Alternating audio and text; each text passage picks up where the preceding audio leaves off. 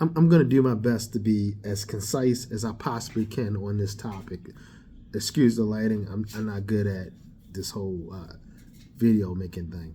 But this is something that's weighed on my mind. And this is this idea that people who are labeled as African Americans, we feel like we have to be monolithic and have one political social voice, that we have to be far left, that we have to be liberal, that we have to be card-carrying members of the Democratic Party. And I'm going to come here to tell you, as a Gen Xer, someone who's getting older, who is older now, that wasn't always the case. My grandparents' generation weren't all liberal. In fact, they didn't prescribe to just one political point of view or perspective, but they were all able to sit around a cause and around an idea. The difference was that we were all, or I remember a time where everyone was a card-carrying member of the NAACP, and regardless of your political standpoint and your political point of view, we looked at being pragmatic. We looked at the practical, the actual situation on the ground, and we dealt with it at the situation at hand. We dealt with it pragmatically.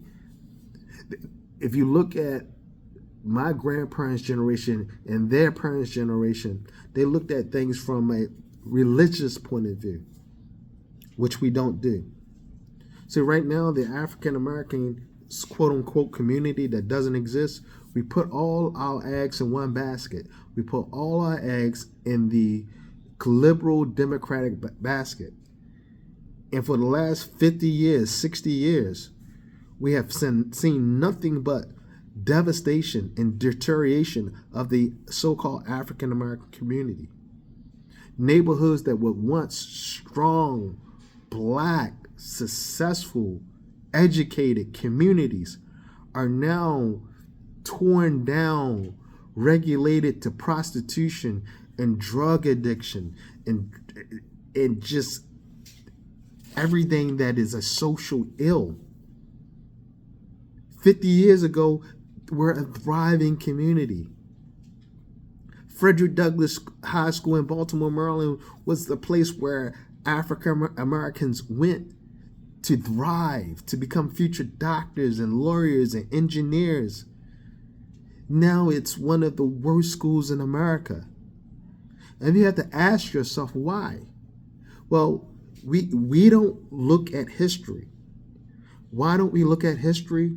Because our educators and our quote-unquote leaders, they are a product of critical race theory. They are a product of LBJ's Great Society. We don't look at the fact that we're the only ethnic group in America where the woman is elevated over the man. In the white community, in white communities, the woman and the man take an equal role. In Asian communities, the man is elevated over the woman, and the woman understands her role within that hierarchy. The same in the Spanish-speaking community. The man has a slight elevation over the woman, and the woman understands her role.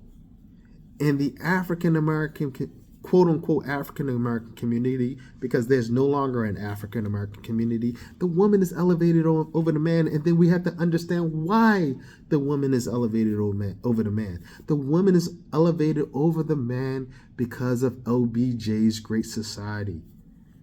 And if you have to understand who LBJ was.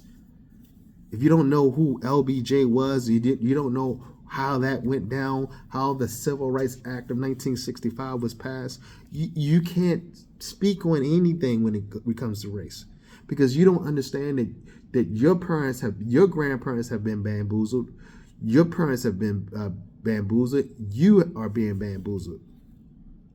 Because you haven't seen, some of you watching this are very young. Some of you were born in the 80s and 90s. You're 80s and 90s. Some of you may even be 2000 babies. And you don't understand the where this comes from.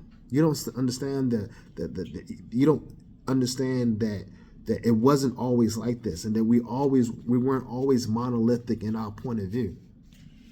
If an ethnic group of people only have a monolithic perspective, financial, social, political perspective, that group of people will be marginalized.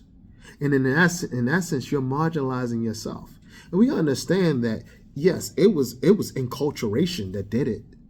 Again, through LBJ's Great Society.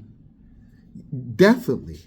Because if you look at how successful and the accelerated rate of success of the African American coming out of Jim Crow, it's amazing. If you look at the accelerated success of the African American coming out of Jim Crow, we were a phenomenon.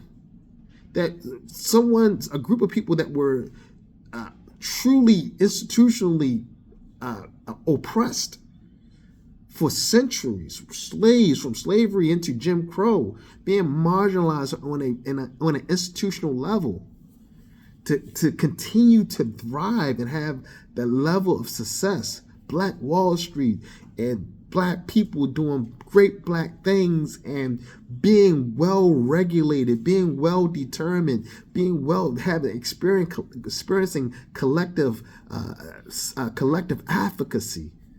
We were amazing. We were doing major things, and that made some people very upset. And here comes LBJ with his Great Society plan. You got to look it up. And everything goes downhill. And the reality is, some people are not going to like me saying that the Black woman has been elevated over the Black man. Some people will say, well, what's wrong with that? There's a big thing wrong with that. When you have your women who are considered to be the leaders, there's a big thing wrong with that. And we can have that discussion later. But if you look at where we are now, there's a big problem, because we are consistently at the bottom of every social ill. We are consistently at the bottom of every financial ill. Is the African American, but I say Black Americans. And one great example that proves that we are our own problem is Africans who come from Africa, who get citizenship in America, and they thrive. Nigerians thrive. Ethiopians thrive. People from Ghana thrive. Ugandans thrive. Africans who come from Africa thrive. Why aren't we thriving? And they look at us and they say, what are you guys talking about with this nonsense? You guys put yourself in that situation. You guys put yourself in the situations that you get in, and then you want to cry BLM. When we put ourselves in that situation, we put all our eggs in one political basket, where we all vote Democrat, or a large majority, a super majority of us vote Democrat. You're not going to be able to thrive. You will be marginalized if you do that. Because then people get to put you in the basket, and then you get mad that people put you in the basket that you put yourself in.